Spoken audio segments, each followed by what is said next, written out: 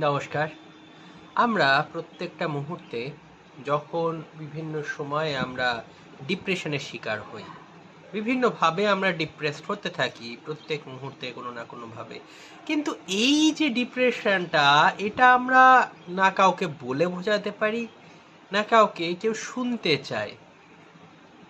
আসলে শরীরের রোগ হলে আমরা সাধারণত বিভিন্ন ডাক্তারের কাছে যাই, কিন্তু সত্যিকারের মনের যখন প্রশ্ন আসে বেশিরভাগ ক্ষেত্রে, বিশেষ করে আমরা লোয়ার মিডল ক্লাস বা মিডল ক্লাস ফ্যামিলিতে, সেটা হয়ে যায় না মনের রোগ, তাহলে মনের ডাক্তারের কাছে আমরা যাওয়ার কথাই ভাবি না।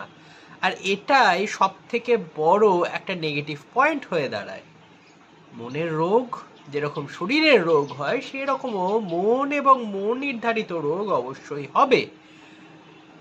আর সেটাকে টেক কেয়ার করাও আমাদের অবশ্যই কর্তব্য। এত পরিমাণে আমরা কর্মসূত্রে এত পরিমাণে ডিপ্রেশনের মধ্যে থাকি বিভিন্নভাবে, তো সেইটাকে টেক কেয়ার করাটাও তো আমাদের একটা ভালো কাজ। আমাদের দেখতে হবে যে, কারণ যদি মন খারাপ থাকে তাহলে তোমার শরীর বেশি দিন ভালো থাকবে না।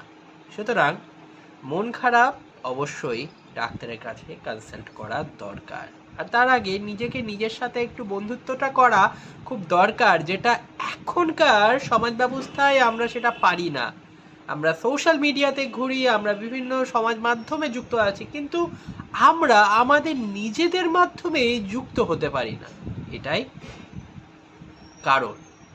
সুতরাং সবাই মনের দিক থেকে ভালো থাকো, সুস্থ থাকো।